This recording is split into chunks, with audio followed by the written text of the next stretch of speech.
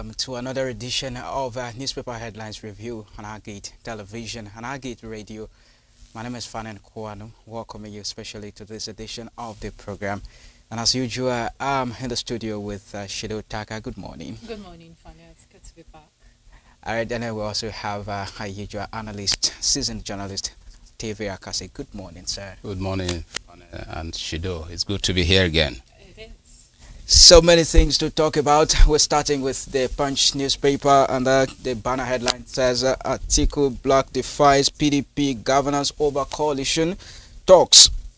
With the rider, ex-vice president insists on 2027 pan-Nigeria's project as PDP governance distance party from coalition talks.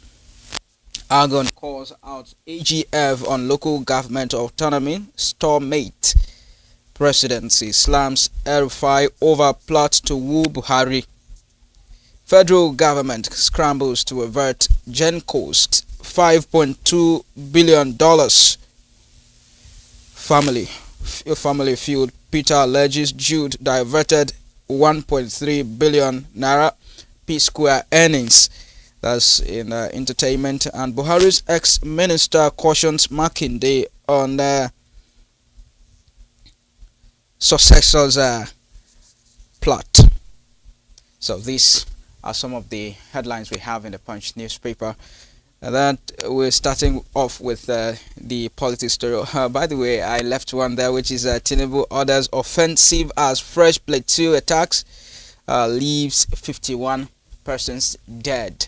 Quite a sad one. And then 2027 Atiku bloc defies PDP governance over coalition talks. This is the story we're beginning with in a political manner this morning, and we want to look at what's happening with the development so far that we're already talking about 2027 of Nigerians really been served for the current term. That governance, like elected leaders, have been given. Why so much focus on 2027 when Nigerians are barely, breathing? Well, 2027 is the year. You know that in Nigeria we do a lot of politicking. The season is in the eighth. It's lingering. The season, the political season, is just around the corner, and INEC will, sooner than later, release the timetable. And already, people who have aspirations are warming up. So you should expect things like this. My concern is, I don't want to call it worry. My concern is His Excellency, the former Vice President Atiku Abubakar, appearing a little bit of being desperate, if that word is a bit strong. He appears to be to see the presidency of this country as something that he must achieve in his lifetime, and I don't know. Now he is pushing for a coalition. The PDP, other stakeholders of the PDP, like the governors, who are one of the most powerful blocs in the party, are saying coalition we no go do. Atiku is saying we have to do coalition. But you see, since 1998, when the People's Democratic Party was formed, it has remained the only political party that has stood the test of time. 26 years running now, PDP has not crumbled. It has not imploded. So asking the PDP to go merge with other political parties sounds a bit bizarre, if you will, because the PDP political parties want to come join other political parties who may sooner than later, fold up. You're asking too much of this father of democracy, modern democracy in Nigeria. The PDP should be welcoming people who want to join it, to pursue elections in 2027. And I'm happy the governors have said that. And I believe other very important blocks like the G5 will toe the same line, because The PDP is the main opposition party, and if APC is looking at political parties who will give it a run for their month for its money in 2027, then they will count PDP first. So I disagree with the Atiku bloc for asking PDP to go form alliances with other parties.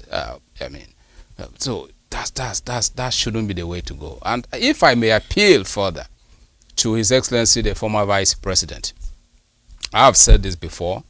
If I were to advise him, I would say, sir, you have contributed immensely to Nigeria's democracy since 1998. And you were not going to see your resources. You have built the PDP and even other parties. At a point, he went to other parties as well. So perhaps it is not God's will that you be the president of Nigeria. Sir, sit back, find the election. For instance, if he had, supported a Nyesom Wike or a Peter Obi before Obi ran away from the PDP, PDP would have won the election. It would have been a tougher battle for a level playing field. Good candidates like Peter Obi ran away, and he made things difficult for the likes of Nyesom Wike to emerge because of his partnership with former governor of Sokoto State, Aminu Tambuwal. So Wike lost. So I think he should take a break now, take the back seat, ask a younger person to step forward and get the PDP ticket to run. Okay, so much talk about politics. Fana just mentioned the fact that it looks like we're forgetting what governance is all about. Because yes, I would agree that you can take politics away from politicians, but is this not distracting to concerns of governance when we talk so much about politics? Well, you really cannot separate politics and political governance. I said political leadership in this. Then when they go for re-election, it is a referendum kind of on their stewardship. Yeah.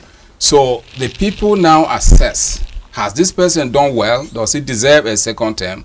So you see, it is very difficult to separate politics from governance. Even though the first two in Nigeria, the standard has become that the first two years of an elected leader is seen as a time for governance, because by the end of the first 2 years, people begin to compare notes. People here, you see a lot of posters, billboards everywhere by other people aspiring for that same seat. So it is quite difficult to democracy in the world. Okay, closely related to that, President Islam's El-Rufai over plot to woo Buhari. That's another issue. It's all in the papers. All in the papers today. Well, presidency is something happened. When the person driving it, the vehicle was stolen, and for the vehicle to have been stolen, it means they could have planted a bomb inside. Anything could have happened inside.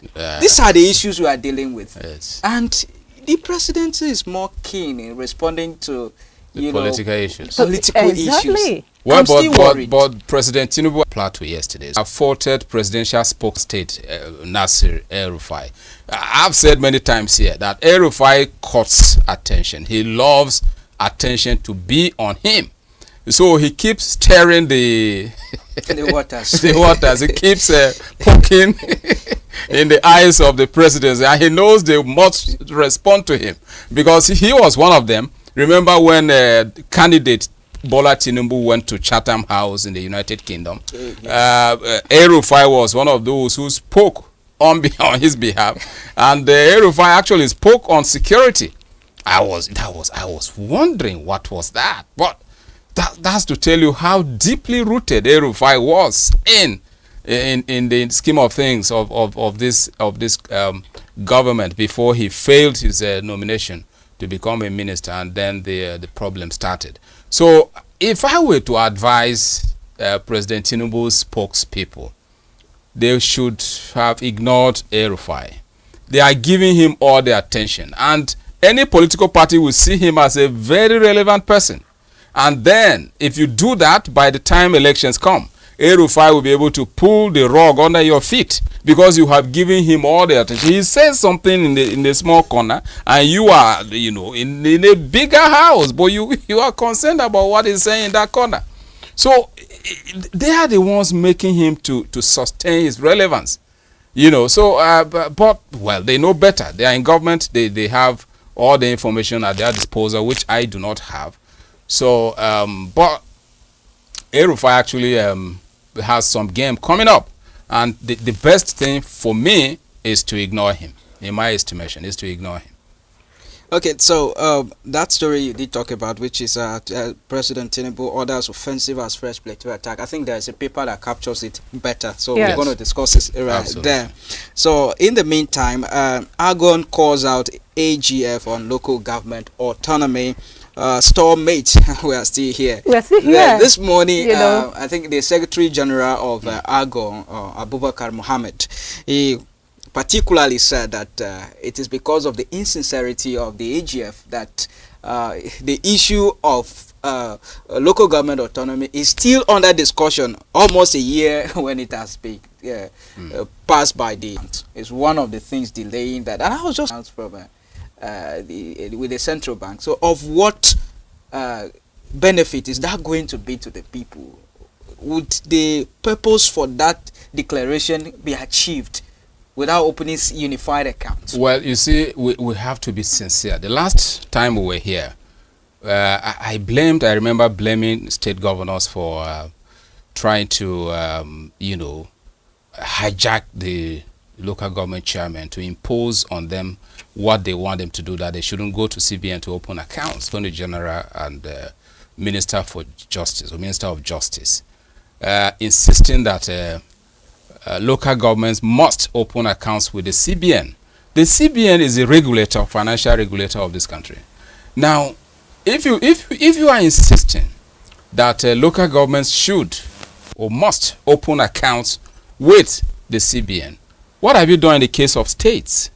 States have accounts with commercial banks, and each state has the right to open an account with any bank of its choice. Another bank, another state may have an account with Zenith Bank, another will have with Union Bank, another will have with UBA, another one with any other bank. And CBN sends federal allocations to those accounts with commercial banks. It didn't insist that states must open unified accounts with the CBN. So the local government monies should be sent directly to local governments. That is good enough. Local government should have been allowed to open accounts with banks of their choice. The office of the federal government has the regulatory checks that they can put on local governments. The EFCC is there, ICPC is there to always checkmate what is going on in local governments. Right. So it is not good enough to insist that they open accounts with CBN. That is not correct. The aim of the autonomy will be defeated if they insist that local governments open account with the CBN, because it has not happened in the case of states. It has not happened even in the federal government's case. Treasury single account was introduced. So it's to a way of trying to control it, and then there is the aspect of the stringent account opening measures. Yeah, you think they should be just relaxed, or the issue of central bank should just be aborted? They are insisting that local governments will bring 2-year audited accounts. They are audited accounts for the last 2 years. That's another very big one, which can also be done in a few months if the local governments want to do it. So, but the point I'm making is insisting that all local governments have an account with the CBN is like that democratic thing of the third tier of government will be defeated.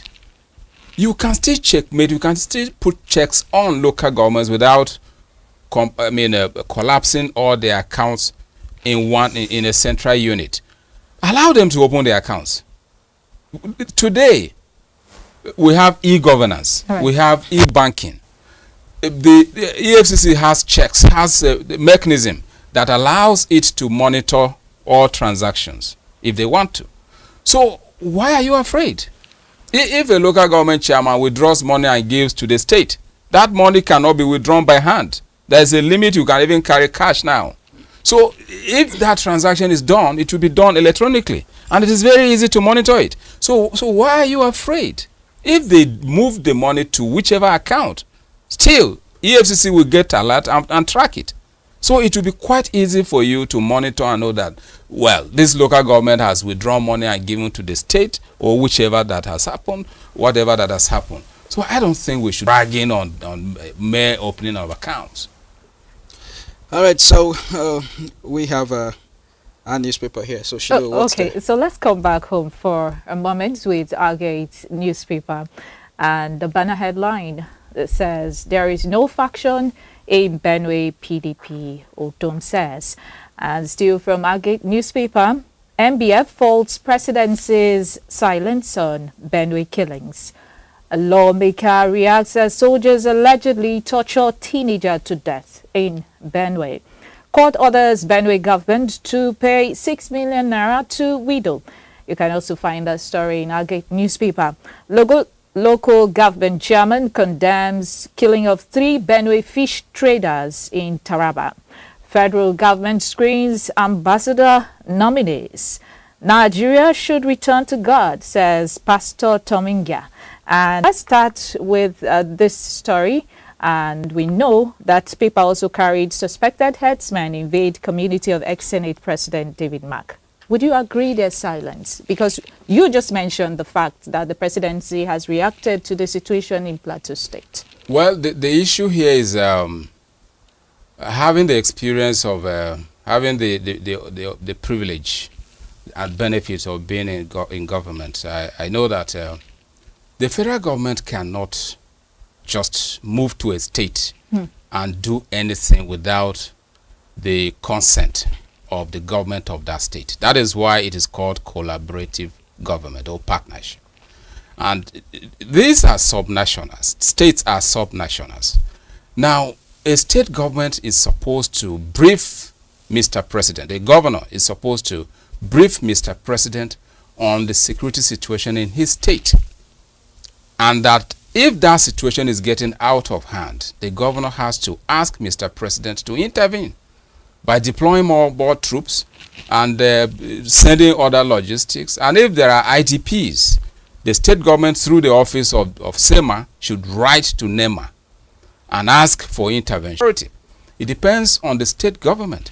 But in a situation where the government is consistently saying that there is really killing, like you have, those are pockets of incidents.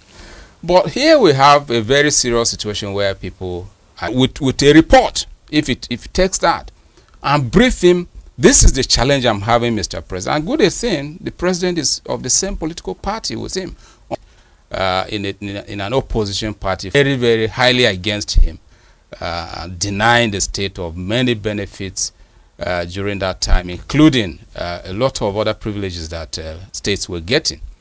The current governor is fortunate that he has the president of his party and is a listening president. For me, President Tinubu listens. He has made other reversals of decisions that were not very good to Nigerians. So, if His Excellency Governor Hyacinth Alia takes this trouble to him and says, Mr. President, you are my leader, I'm having problems in my state, and I need your intervention. The security situation is getting out of the hands of the state. The president will listen and he will deploy troops here. That's what Otom did.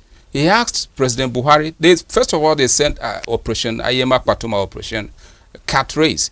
And His Excellency Otom said, no, what we need here is a full military operation.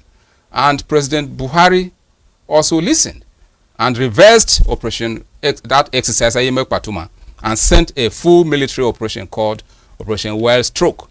And Wild Stroke came here and did a lot of good job. And for many years, we didn't have the headers, the armed headers relocated to other states. They were coming once in a while to do killings here and there, but it wasn't as much. You couldn't see cows roaming the streets and entering people's homes at that time. So the point I'm making is the buck stops at the table of the governor. It's as simple as that. All right, so for clarity's sake, yes, the issue that happened in Plateau, what am I feeling that the president just read about it, or he was just briefed by someone? No, the governor spoke. The governor Mutuang of Plateau State spoke out. Okay. And and was highly against what is happening in his state, and he reported to the presidency and told Mr. President that this is what is going on. What the president has done now is what any leader will do. That he has now given the governor the charge that I'm going to support you with security. So do all you can. Mobilize the security agencies that I'm sending to you. Do all you can to stamp out insecurity in your state. That's how it is done.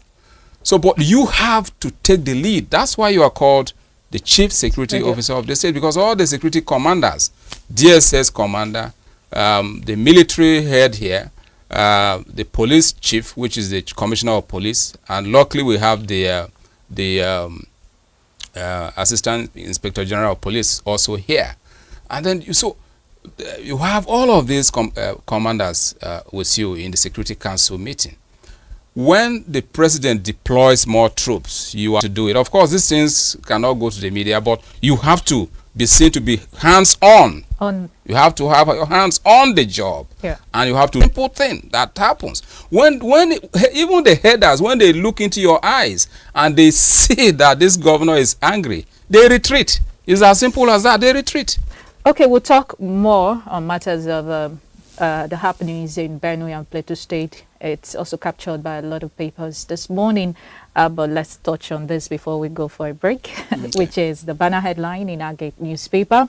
There is no faction in Benue PDP, says Otom.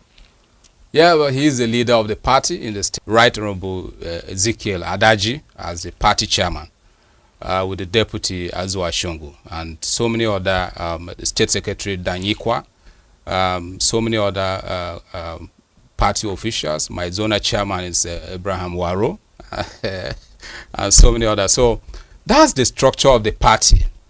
Any other person parading as the PDP official in Benue State is just an imposter, and I expect security agencies to pick such people and have them answer questions, because the National Secretariat of the party sent representatives to monitor the PDP State Congress in the state, and the outgoing caretaker committee at that time was there. Elections were conducted right from the ward level to local government to the state level, and these things, INEC was also there. INEC was there on the day of the State Congress of the PDP, and INEC gave confirmation that this was the state or local government or ward officials of the party. The party in the state is Samuel Otom, Chief Samuel Otom, the immediate past governor of the state. The state chairman is Right Honorable Ezekiel Adaji, and so many other officials of the party. Okay, at this point we take a break and then we will back. We'll look at more papers.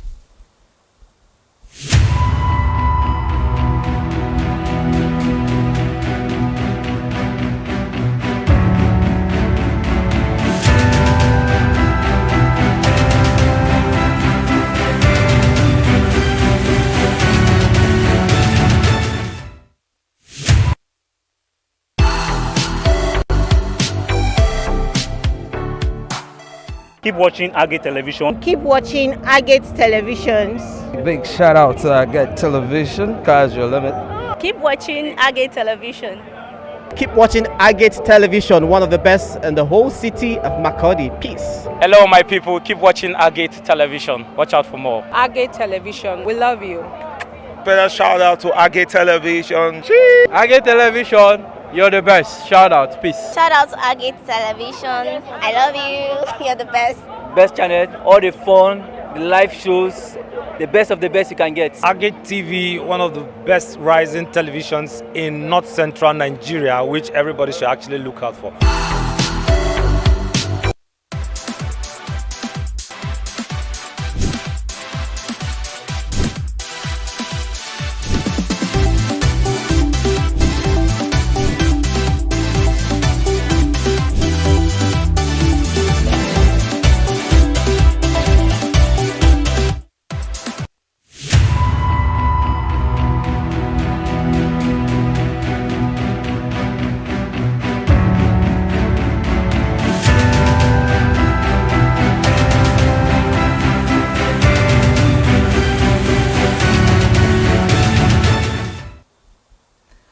welcome back. You're still watching and listening to Newspaper Headlines Review on Agate Television and Agate Radio.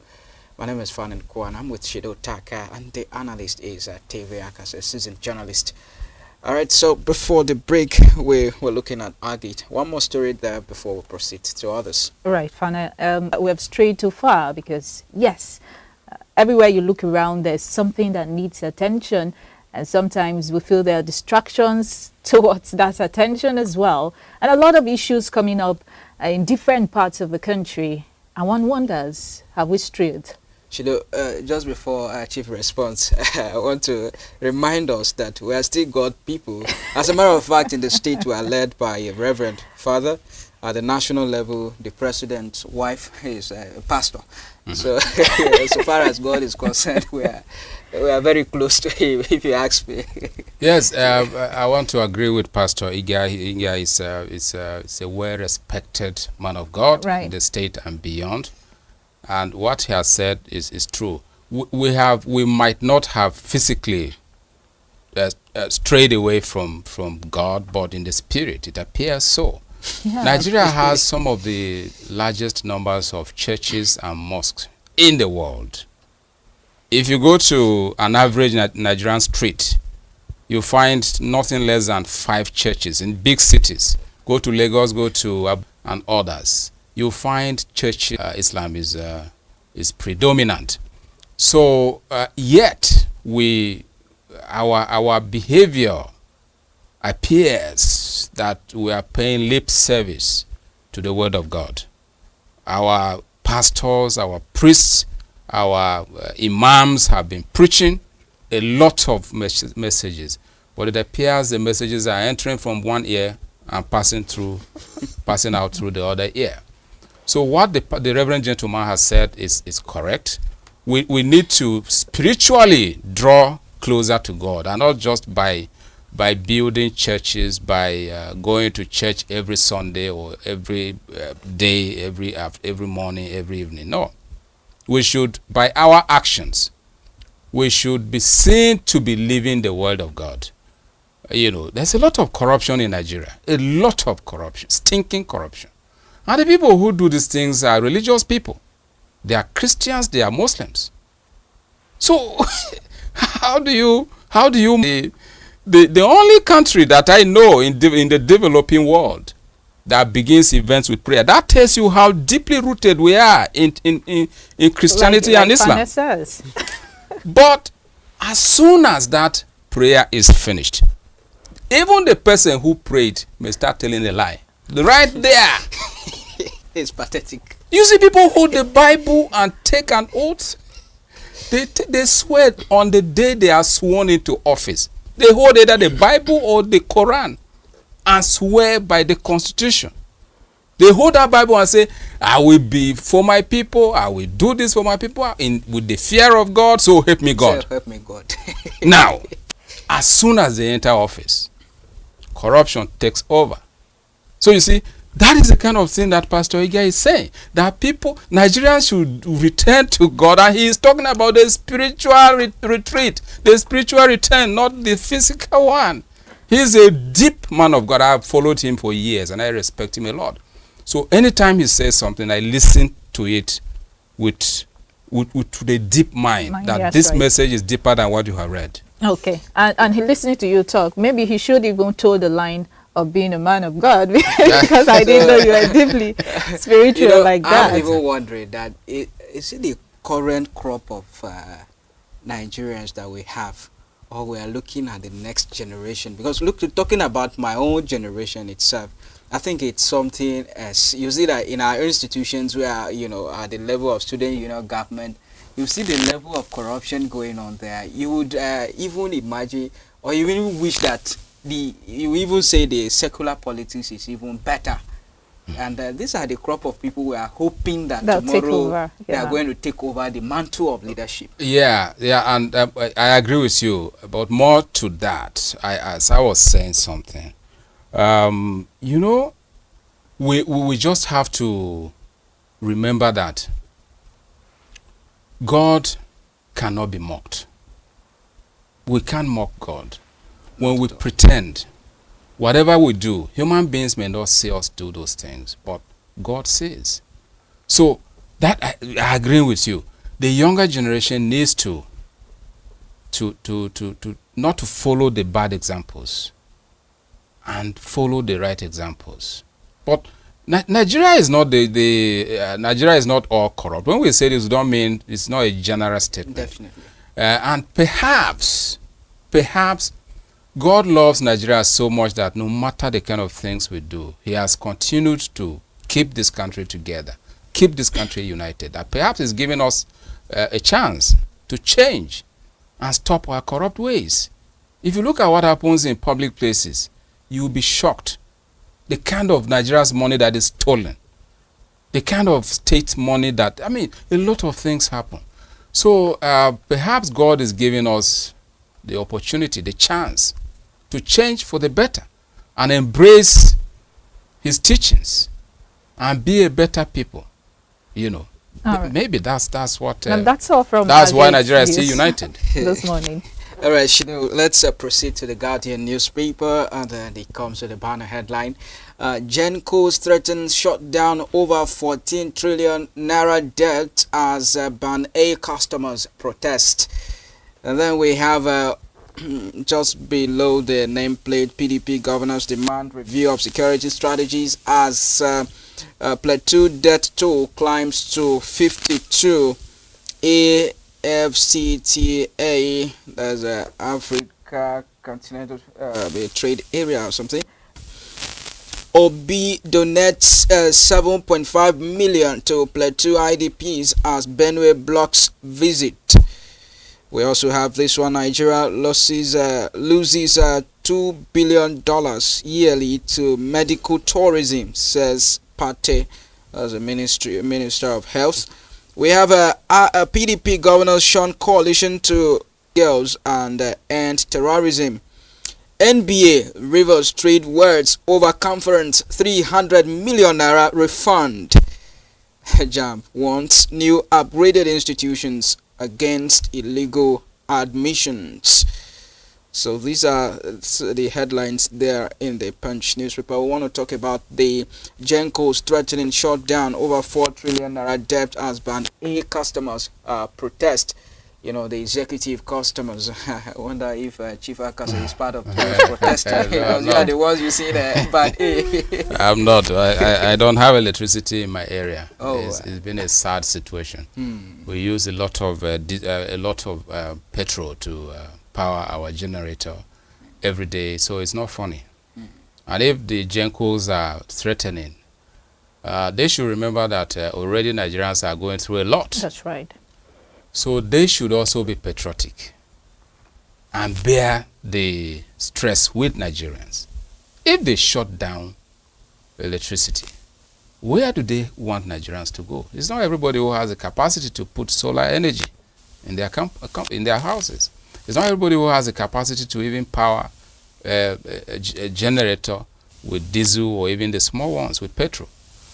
So yes, the subsidy on energy may not be there, on electricity may not be coming as the federal government promised it would do, but I appeal to the power generation companies to remember that the fate of Nigeria's businesses depend on electricity, and many homes will go hungry if there is no public power source. Right. So they should sacrifice a little more and keep pleading with the federal government to pay them their money. It is their entitlement. I mean, they deserve it. It's their money. So, but shutting down, throwing the country into darkness will not just be darkness. It should be economic darkness as well, because a lot of businesses, small holder businesses, will fold up. And when that happens, when you have the micro economy being shut down, then the country is in trouble.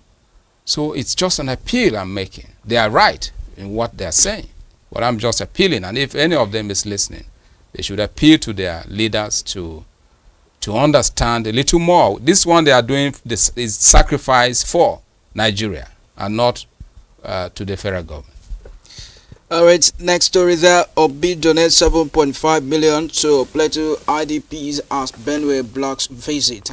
If you read the social media post that have been circulating, how the former presidential candidate on the platform of the Labour Party, Peter Obi, said he was being stored from entering Benue State yesterday. That story has trended on all media platforms. Right. Both conventional and electronic, social, have the information that His Excellency Governor Hyacinth Alia has. So it is difficult for me to blame him. As much as this is, if I were to blame him, I would say that order, that executive order stopping, Peter Obi issued a statement yesterday and said he was coming to pay a visit to the IDP. He was here before. He came to visit the IDPs in 2022 and donated generously, prayed with them, and also made a case before the international community to come and help Benue State. He is a global, is a well-known person across the world, and each time he speaks, people listen, both local and international media. They carry his story. So his visit would have rather helped even the state government, because he came here in 2022, even though it was during campaigns. So his visit was rather viewed as a campaign visit, but it also made an impact. Now there is no campaign at all. So Obi coming to Benue at this time should have been seen as an opportunity. And I don't think anyone would have blamed the governor for receiving Peter Obi. Obi is a former governor. He is someone who has contributed even in the economy of this country. He has investments that have given Nigerians a lot of jobs. So he is somebody who cares. And if you see his comments, even after politics, he has been speaking, he has been standing, he has gone to the north, the far north. He has spoken for Nigerians. So I don't think anyone should read political meanings into his visit. He should have, if the governor didn't want to receive him, he should have sent a delegation to receive him and take him to the IDPs. Let him go and donate what he has for them. The people, the weight of what is there is much. So, and we read that the IDPs are also complaining that they are not being catered for enough.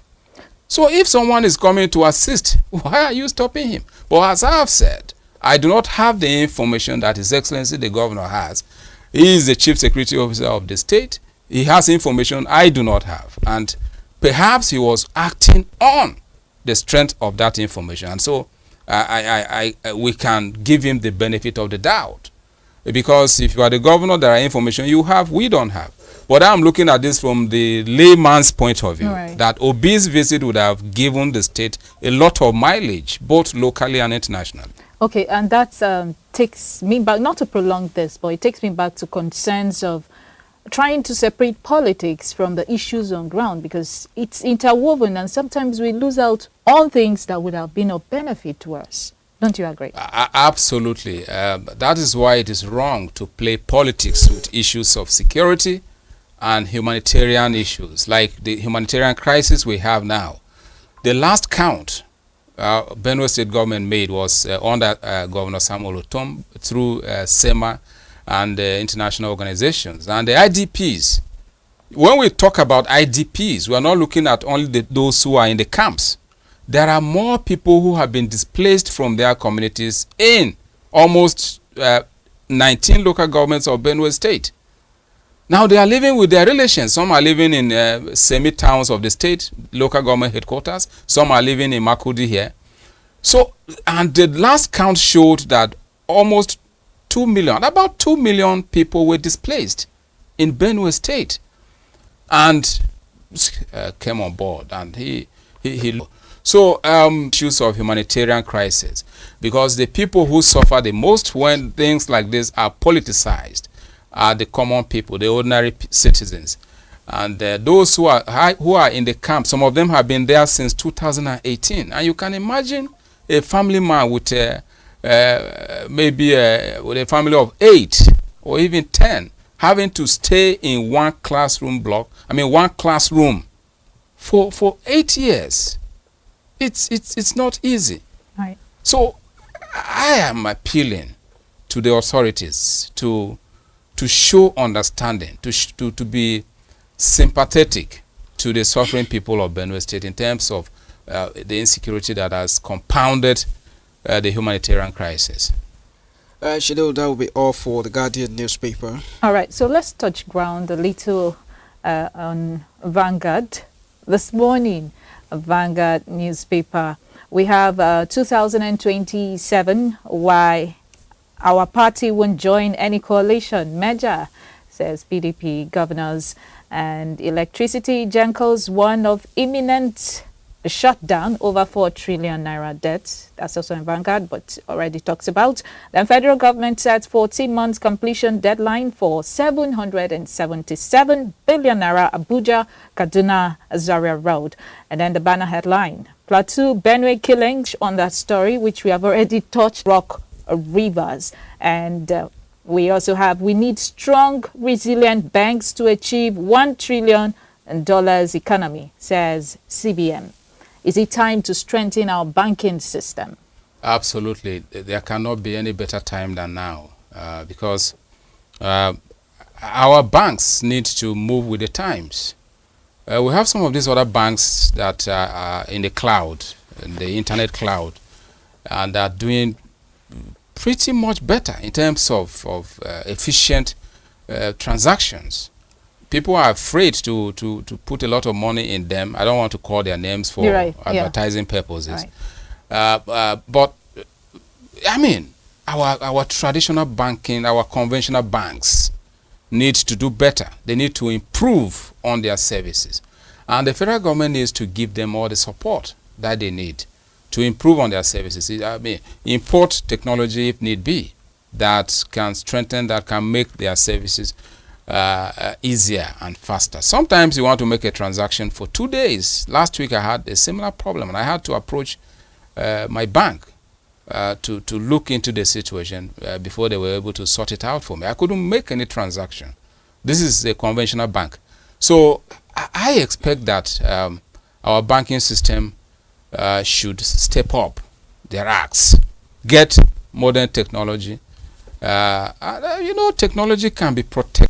So our banking system should look towards that. And the same thing I will advise INEC. We are talking about banking, but the same thing how INEC had a glitch in the last presidential election, and Nigerians couldn't see the results coming in real time. Right. So I mean, our banking system simply needs to do better.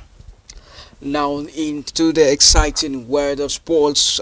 Sports Extra says final stretch. Remo Stars, Rivers United chase NPFL glory with live games to go. 5 games to go. 5 games to go. Right. I need glasses there. All right, so we have Barca to battle Madrid for Osimhen, and then Mbappe may avoid lengthy ban. Okay, so those are some of the stories there, but I like analysts to begin with the relegation of Lobby Stars, our darling team, to the NNL. Quite sad. I spoke about it yesterday. Quite a sad one. Lobby Stars have not gone to relegation in more than 30 years. This is the first time this club has been relegated, and it means that something fundamentally is wrong. And the management of the club, beginning from the very top of it, government is the one that funds the club. They have to ask themselves very hard questions. Where did they get it wrong that Lobby has found itself in the second tier of Nigerian Football League? It is quite sad, and the fans have been reacting. Football fans in Benue and beyond. You know, Lobby is a club. It's a global product. Right. People who are not even from Benue State are supporters and fans of Lobby, like we who in Nigeria are in Nigeria here, but we support European clubs in the CAF Confederations Cup a few years ago, and they played well there. And Lobby lifted the Nigerian Premier League title not quite long ago, just about 3-4 years ago. So for this club to go to relegation at this time, it's really hard to take. The very sour pill for us as its fans to swallow. And I am just hoping that a lot of questions will be asked And if questions are not asked, then it's quite unfortunate. All right, that will be. But I'd like to remind you that the recorded version of the program is on Facebook, Agate Radio TV 1, and also on YouTube, Agate Television, at www.agateradiotv.com. There you could read our paper, Agate News. All right, thank you very much, Shidotaka, for your company. It's always good to be here. And appreciations to analyst, seasoned journalist Tavia Akase. Thank you very much. It's my pleasure always. My name is Fanan Kwanam. Do join us next week Tuesday for another edition of the program. Good morning.